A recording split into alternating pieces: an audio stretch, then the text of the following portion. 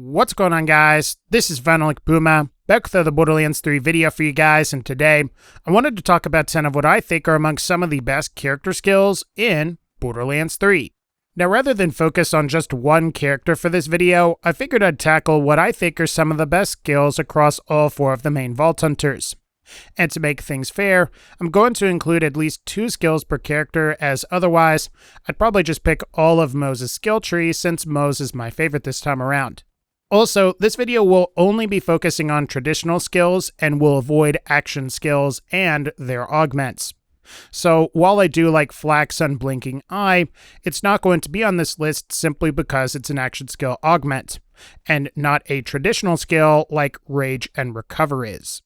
And finally, and in the grand tradition of chain emailing, definitely be sure to smash the like button on this video, because if you don't, I can guarantee that you'll be cursed for the next month.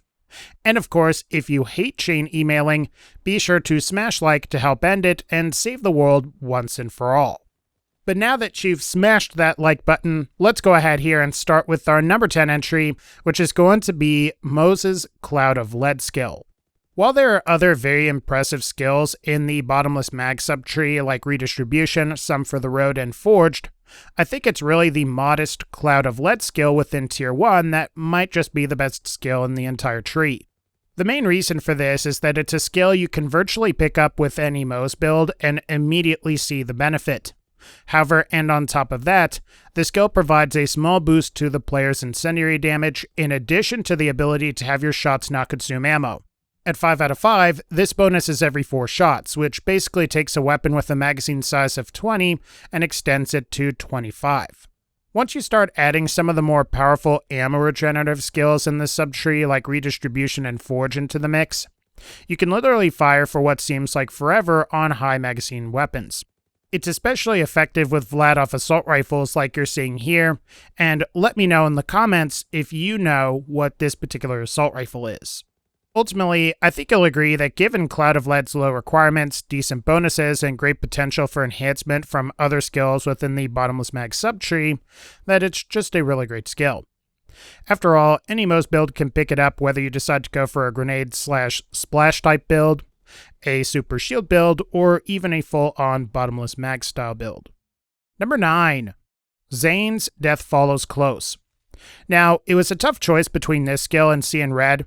However, I think of the two, Death Follows Close is more useful since it's lower in the skill tree, and also because its effects are pretty powerful.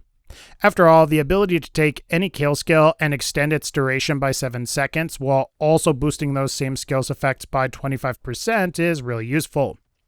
Especially given the fact that Zane in particular seems to have more kill skills than any other character. What I would say is most valuable here is the increased duration, since you're almost doubling your total kill skill duration in most cases. However, the percent bonus boosts are nice as well, and should make the boosted fire rate effect of a skill like Violent Violence slightly more powerful, bringing it from a 20% boost at 5 out of 5 to 25% with Death Follows Close. Overall, Death Follows Close is a great skill that provides considerable bonuses for just 1 skill point. Granted, Seeing Red's ability to activate all kill skills just by using an action skill is really useful, but I'd argue Death Follows Close provides a better foundation. Number 8. Amara's Illuminated Fist. While the effect it provides is fairly modest in that it really only converts your melee attacks to your action skill element, the effects of actually doing that are surprisingly potent. After all, maybe if you're doing about 85 non-elemental damage on a melee strike before, that can easily be boosted to 365 damage provided you're using fire for your action skill element. This ends up being surprisingly powerful in the early stages of Borderlands 3 since the damage can be quite high and won't really lose out on scaling due to the fact that melee damage is based on player level.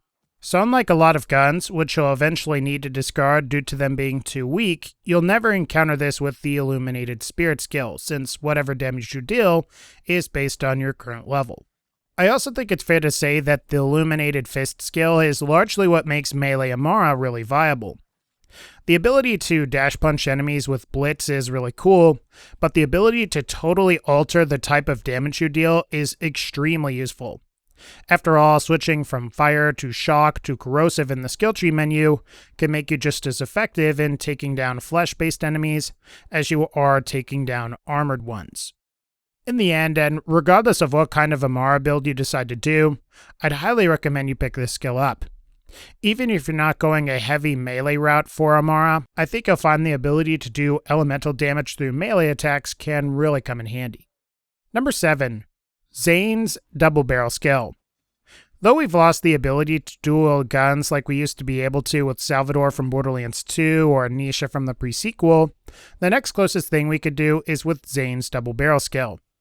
Provided you've spec'd for this capstone skill, whenever you deploy your Digiclone action skill, it will spawn with a copy of the weapon that you have equipped in hand.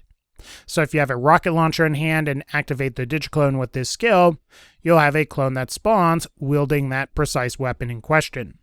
As stated, this works with just about any weapon in question, and while the clone won't be able to take advantage of some of the wackier special effects out there like the 10-gallon sentry mode, it does provide the benefit of not consuming any of your own ammo pool in the process.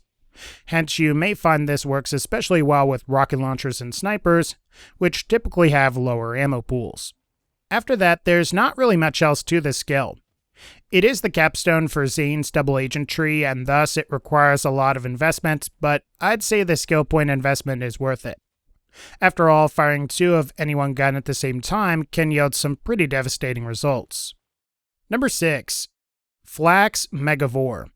For whatever reason, I'm not a huge fan of most capstones in Borderlands 3, however, I do really like the Megavore capstone on Flak. What this does is allows Flak a 20% chance to score a critical hit anywhere on a particular target's body. So rather than aiming directly at an enemy's head or other type of crit spot, Megavore allows Flak to fire just about anywhere, and so long as you hit the enemy, you have a chance of scoring a critical hit. Another way you could look at it is that this skill is sort of like a chance-based version of Flak's very own fading away action skill. However, rather than being limited to 3 shots and being able to cloak, Megavore's effect is passive and you don't need to worry about any cooldown. In my experience, this skill seems to work best with multi-projectile type weapons like shotguns, as the 20% chance seems to affect each pellet that's fired from Flak's current weapon. So if you're a big shotgun lover, or if you use anything with a high projectile count, then you may find that those types of weapons gain the most from this particular skill. My only real complaint is that it's a capstone and requires a lot of investment to actually get, but assuming you could get past that, I think it's fair to say that Megavore is a fantastic skill for Flak. Number 5. Zane's Calm, Cool, Collected skill. While the upper tier benefits of this skill can be hard to pull off sometimes, the Calm, Cool, Collected skill is a fantastic one that will help with the headache of constantly having your barrier, sentinel, or digiclone deplete. In its base form, this skill will immediately start to recharge your shield as soon as you freeze an enemy. So as you could imagine, if you take a little bit of damage, you can simply freeze an enemy and regenerate the shield capacity that you just lost. Assuming you have full shields, you'll get some health regen if you're low on health. However, what makes this skill really amazing is provided you have both full health and full shields. If this is the case, Calm, Cool, and Collected will reset your action skill cooldowns and durations, meaning that if your action skill is active, its duration will be reset, and if it's in cooldown, it will be cooled down instantly. With the proper cryo weapons, and assuming you don't take damage, this could be a great way to indefinitely keep the Digiclone, Sentinel, or Barrier out. It's actually surprisingly easy to do with mobs, as you can usually just shoot from behind the barrier and extend its duration every time you successfully freeze an enemy. In general though, I think you'll agree this is a good skill, and while it may require some skill to use, you may also be surprised how easy it is to use once you properly get the hang of it. So if you're planning on using the barrier, I would highly recommend you pick this skill up. Number 4.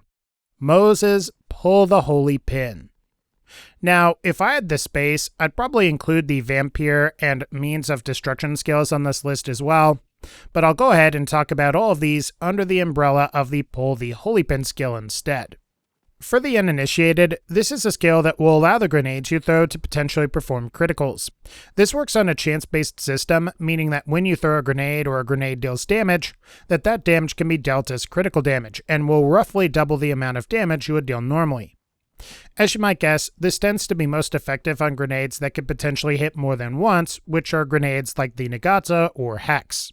Once you combine the bonuses from Pull the Holy Pin with other grenade-related skills like Means of Destruction, which can allow you to regenerate grenades, or Vampire, which will allow you to heal off of the grenade damage you're dealing, you can put together a real powerhouse of a build for Moze, especially if you manage to pair these with the right grenade mod. Ultimately, I think you'll agree Pull the Holy Pin along with Means of Destruction and Vampire can yield pretty powerful results. So if you're playing Moze, I would highly recommend you pick all of these skills up. Number 3. Flak's 2 Fang. Not to be confused with Zero's 2 Fang from Borderlands 2, Flak's 2 Fang from Borderlands 3 is a skill that allows the player to fire an additional projectile per shot, rather than fire an extra shot like how it works in Borderlands 2. If you're familiar with the original Borderlands, Flak's 2 Fang is similar to Mordecai's Gun Crazy in that it will randomly add a second projectile to your shots. However, and rather than just working with pistols, Flak's 2 Fang works with pretty much any and all weapons. A good way to view this is that it's potentially a damage doubler whenever it procs. So if you're going to fire a shot that deals about 1,000 damage, you could potentially deal 2,000 damage on the next. With the right weapons, you can easily deal ludicrous amounts of damage with this skill, since 2 projectiles are always better than 1. And in the case of this boring gun like you're seeing here, there are instances where I'm able to fire 2 saws, which will then yield 6 saws in total. Typically, I like to use this skill with single projectile weapons since you are guaranteed to basically double your projectiles. That said, I'm not actually sure how this works with shotguns or other multi-projectile weapons. It may just add 1 additional projectile, or it may double all of the projectiles that are available, so just be aware of that if you plan on using a shotgun. If you ask me, this is a great skill and is well worth using. So if you don't plan on going all the way and getting Megavore, I would at least recommend you get 2 Fang. Number 2. Amara's Guardian Angel. I think it's fair to say that I'd be doing a disservice if I didn't include a skill that allows the player to achieve a second wind with literally no effort. After all, this would be a fantastic skill on any character, regardless of which one you choose. As the description of this skill states, upon entering Fight for Your Life, Amara will immediately gain a second wind, restore some of her health, as well as create an elemental nova that matches her action skill element. So not only are you able to revive almost instantly with this ability, but you're also getting a nova that can knock back enemies, which can make escaping and planning your next angle of attack much easier. This all, of course, comes at the cost of an enormous cooldown of 2 minutes or so. However, and given the power of this ability, it ends up being a fair trade-off. And if you're particularly skilled with your build, I think you'll find you'll rarely if ever go down, and you won't have to really worry all that much about the long cooldown. My only real complaint is that this is something only melee users on Amara will be getting the most use out of, since it requires heavy investment in Brawl. You can't pick up the capstone in another tree and then allocate the rest of your 22 skill points here so you can get the skill, but you may wish to spread those points out a little bit so you can get some of the other action skill elements, especially if you go Mystical Assault. In the end though, I think you'll agree this is a fantastic skill, and if you're doing a melee Amara build, it's really a must-have. It's also great on any other build types for the character as well, so don't pass it up if you have the skill points. And for our final entry, number 1, Moze's Phalanx Doctrine. Though it may not seem like a whole lot at first glance, this might be one of Moze's most powerful skills and is something you should definitely pick up if you've got the skill points on the character. What this skill does is whenever you defeat an enemy, you'll gain an increase to your maximum shield capacity and gun damage for a period of 30 seconds or so. However, and rather than this ability only being able to stack to a certain limit, there are no limits, meaning you can potentially gain 10 stacks or more and gain a significant boost to your overall character shields and weapon damage output. Of course, the catch is that you will need to be able to kill enemies quickly to really take advantage of this bonus. This can be really hard in Mayhem 3, but assuming you've got a good build and shield to pair with this skill, the effects can be fantastic.